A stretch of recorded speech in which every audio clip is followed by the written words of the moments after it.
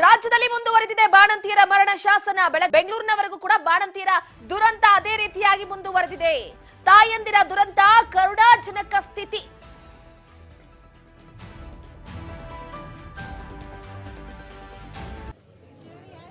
S, KIMS ಆಸ್ಪತ್ರೆಯಲ್ಲಿ ಬೆಳಗಾವಿಯ ಮಹಿಳೆ ರಾಧಿಕಾ, ಈ ರಾಧಿಕಾ ಬಗ್ಗೆ ನಿನ್ನೆ ನಾವು ನ್ಯೂಸ್ ಮಾಡಿದ್ವಿ. ಹೊಟ್ಟೆಲೆ ಮಗು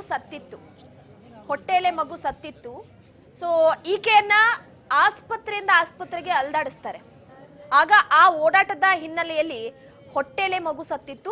ಹೊಟ್ಟೆಯಲ್ಲಿ ಸತ್ತಂತ ಮಗುವನ್ನ ಹೊರಗೆ ತೆಗೆದಿರ್ಲಿಲ್ಲ. ಕಿಮ್ಸ್ ಆಸ್ಪತ್ರೆಗೆ ದಾಖಲು ಮಾಡಿದಾಗ್ಲೂ ಕೂಡ ವೈದ್ಯರು ಬರೀ ಬೇರೆ ರೀತಿಯ ಟ್ರೀಟ್ಮೆಂಟ್ಗಳು, ಆ ಮಗು ಹೊಟ್ಟೆಲೆ ಸತ್ತಿರುವಂತ ಮಗುವನ್ನ ಹೊರಗೆ ತೆಗಿಬೇಕು ಅನ್ನುವಂತ ಒಂದು ವೈದ್ಯರನ್ನ ವೈದ್ಯೋ ನಾರಾಯಣ ಹರಿ ಅಂತ ಕರಿತೀವಿ, ದೇವ್ರಿಗೆ ಹೋಲಿಸ್ತೀವಿ ಅವ್ರನ್ನ.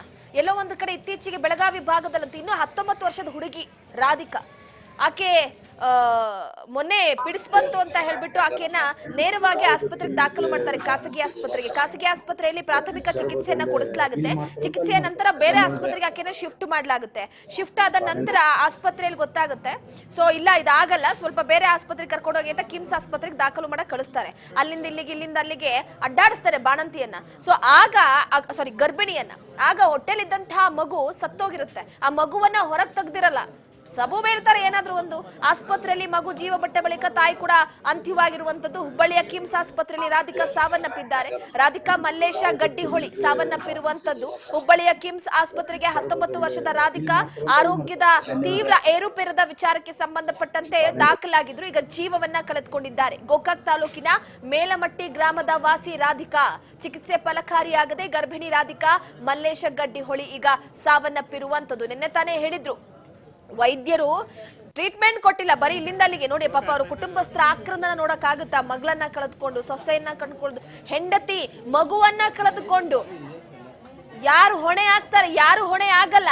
ಈಗ ನಮ್ ಕಣ್ಣೆದ್ರಿಗೆ ಇಷ್ಟೊಂದು ಬಾಣಂತಿಯರ ಸಾವಾಗ್ತಿದೆ. ಇನ್ನ ಅಕಸ್ಮಾತ್ ಗೊತ್ತಿಲ್ಲ ಇನ್ನೆಷ್ಟು ಸಾವಾಗಿದೆಯೋ ಗೊತ್ತಿಲ್ಲ. ಮಡಿಲಲ್ಲಿ ಮಗುವಿನ ಅಳು, ಎದೆಯಲ್ಲಿ ಧನ್ಯತಾ ಭಾವ, ಪುಟ್ಟ ಕಂದಮ್ಮನಿಗೆ ಜನ್ಮ ಕೊಡುವ ತಾಯಂದಿರ ತೃಪ್ತಿ, ಆನಂದ ಬಣ್ಣಿಸೋದು ಅಸಾಧ್ಯ ಆಗಿರುತ್ತೆ. ಆದ್ರೆ ಆಗ ತಾನೇ ಕಣ್ಣು ಬಿಟ್ಟ ಮಗುವನ್ನ ಬಿಟ್ಟು ತಾಯಿ ಕಣ್ಣು ಮುಚ್ಚಿದ್ರೆ ಅದಕ್ಕಿಂತ ಘೋರ ಮತ್ತೊಂದಿರಲ್ಲ. ಕರುನಾಡಿಗೆ ಈ ವರ್ಷ ಅದ್ ಏನಾಗಿದೆಯೋ ಗೊತ್ತಿಲ್ಲ, ಬೆಳಗಾವಿಯಿಂದ ಬೆಂಗಳೂರಿನವರೆಗೂ ಕೂಡ ಬಾಣಂತಿಯರ ದುರಂತ ಅಂತ್ಯದ ಸುದ್ದಿಯೇ ಬರ್ತಾ ಇದೆ. ಈ ಭೂಮಿಯಲ್ಲಿ ಬಳುವಳಿಯಾಗಿ ಕೊಟ್ಟ ಮಹಾಮಾತೆಯರನ್ನ ನೋಡ್ತಾ ಇದ್ದಂತೆ ನಾವು ಕಳ್ಕೊಳ್ತಾ ಇದ್ದೀವಿ, ಉಸಿರು ಚೆಲ್ಬಿಡ್ತಾ ಇದ್ದಾರೆ. ಹುಬ್ಬಳ್ಳಿಯ ಕಿಮ್ಸ್ ಆಸ್ಪತ್ರೆಯಲ್ಲಿ ಇಂದು ಮತ್ತೊಂದು ದಾರುಣ ಘಟನೆ ನಡೆದಿದೆ. 19 ವರ್ಷದ ರಾಧಿಕಾ ಎನ್ನುವಂತಹ ಮಹಿಳೆ ಹೆರಿಗೆಗಾಗಿ ನಿನ್ನೆ ಕಿಮ್ಸ್ ಆಸ್ಪತ್ರೆಗೆ ದಾಖಲಾಗಿದ್ರು. ಆರೋಗ್ಯದಲ್ಲಿ ತೀವ್ರ ಏರುಪೇರಾಗಿದ್ದು ಜೀವವನ್ನ ಕಳೆದುಕೊಂಡಿದ್ದಾರೆ. ರಾಧಿಕಾ ಮಲ್ಲೇಶ ಗಡ್ಡಿಹೊಳಿ, ಬೆಳಗಾವಿ ಗೋಕಾಕ್ ತಾಲೂಕಿನ ಮೇಲಮಟ್ಟಿ ಗ್ರಾಮದವರು.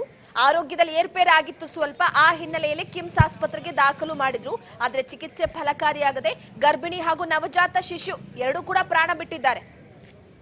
ರಾಧಿಕಾ ಅವರ ದುರಂತ ಅಂತ್ಯದ ಬಳಿಕ ಮೃತದೇಹವನ್ನ ಕುಟುಂಬಸ್ಥರಿಗೆ ಹಸ್ತಾಂತರ ಮಾಡಲಾಗಿದೆ. ಈ ಸುದ್ದಿ ಕೇಳ್ತಾ ಇದ್ದಂತೆಯೇ ಸದ್ಯಕ್ಕೆ ಮಲ್ಲೇಶ್ ಆಘಾತಕ್ಕೆ ಒಳಗಾಗಿದ್ದಾರೆ. ಪತಿ ತಾನು ಕೂಡ ಪ್ರಾಣ ಕಳೆದುಕೊಳ್ಳುವ ಯತ್ನವನ್ನ ಮಾಡಿದ್ದಾರೆ. ನೋಡಿ, ಇಷ್ಟಪಟ್ಟಿರ್ತಾರೆ, ಹೆಂಡತಿ ಇನ್ನು ಚಿಕ್ಕ ವಯಸ್ಸು, ಇನ್ನೇನ್ ಮಾಡ್ತಾನೆ ಪಾಪ ಆತನಿಗೂ ಕೂಡ ಆಸೆ ಅನ್ನೋದಿರಲ್ವಾ? ಮೊದಲ ಕಂದಮ್ಮ, ನಿರೀಕ್ಷೆ ಇರುತ್ತೆ. ಚಿಕಿತ್ಸೆ ನೀಡುತ್ತಾ ಇದ್ದು ಕುಟುಂಬಸ್ಥರ ಆಕ್ರಂದನ ಮುಗಿಲ್ ಮುಟ್ಟಿತ್ತು. ಪತ್ನಿ ರಾಧಿಕಾ ದುರಂತದ ಬಳಿಕ ಮನನೊಂದಂತಹ ಪತಿ ಮಲ್ಲೇಶ್ ಫಿನಾಯಿಲ್ ಕುಡಿಯೋದಕ್ಕೆ ಹೋಗಿದ್ದಾರೆ. ಮಲ್ಲೇಶನನ್ನ ಕಿಮ್ಸ್ ಆಸ್ಪತ್ರೆಗೆ ತುರ್ತು ನಿಗಾ ಘಟಕದಲ್ಲಿರಿಸಿ ಚಿಕಿತ್ಸೆಯನ್ನ ಕೊಡಿಸಲಾಗ್ತಾ ಇದೆ. ಹೆಂಡತಿ ಸಾವನ್ನಪ್ಪಿದ್ರು ಅನ್ನುವ ಕಾರಣಕ್ಕೆ ಮಲ್ಲೇಶ್ ಕೂಡ ಫಿನಾಯಿಲ್ ಅನ್ನ ಕುಡಿದಿರುವಂತದ್ದು. ನನ್ನ ಮಗನ ಸ್ಥಿತಿ ಗಂಭೀರವಾಗಿದೆ ಅಂತ ಮಲ್ಲೇಶ್ ತಾಯಿ ಪ್ರೇಮ ಅವರು ಕೂಡ ಅಳಲನ್ನ ತೋಡ್ಕೊಂಡಿದ್ದಾರೆ. ಕಿಮ್ಸ್ ವೈದ್ಯರು ಇನ್ನು 2-3 ದಿನ ಹೇಳೋಕೇನೂ ಆಗಲ್ಲ ಅಂತ ಹೇಳಿದ್ದಾರೆ.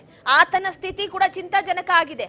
ಕೊಪ್ಪಳ ಜಿಲ್ಲಾ ಆಸ್ಪತ್ರೆಯಲ್ಲೂ ಇಂದು ಬೆಳಗ್ಗೆ ಬಾಣಂತಿಯೊಬ್ಬಳು ಕಣ್ಮುಚ್ಚಿದ್ದಾರೆ. ಕುಕನೂರು ತಾಲೂಕಿನ ಆಡೂರು ಗ್ರಾಮದ ನಿವಾಸಿ ರೇಣುಕಾ ಪ್ರಕಾಶ್ ಹಿರೇಮನಿ. ನಿನ್ನೆ ರಾತ್ರಿ ಕುಷ್ಟಗಿ ತಾಲೂಕು ಆಸ್ಪತ್ರೆಯಿಂದ ಕೊಪ್ಪಳ ಜಿಲ್ಲಾ ಆಸ್ಪತ್ರೆಗೆ ದಾಖಲು ಮಾಡಲಾಗಿತ್ತು. ರೇಣುಕಾ ಅವರು ಜಿಲ್ಲಾ ಆಸ್ಪತ್ರೆಯಲ್ಲಿ ಇಂದು ಬೆಳಗ್ಗೆ 2:30, ಅಂದ್ರೆ ರೇಣುಕಾ ಮಗುವಿಗೆ ಜನ್ಮ ನೀಡಿದ್ರು ಬೆಳಗ್ಗೆ 2:30ಕ್ಕೆ. ಮಗು ಸಾವನ್ನಪ್ಪಿದ ನಂತರ ಬೆಳಗ್ಗೆ 5:30ಕ್ಕೆ ರೇಣುಕಾ ಕೂಡ ಕಣ್ಮುಚ್ಚಿದ್ದಾರೆ. ರೇಣುಕಾ ಕುಟುಂಬಸ್ಥರು ಈಗ ಆರೋಪವನ್ನ ಮಾಡಿರುವಂತದ್ದು.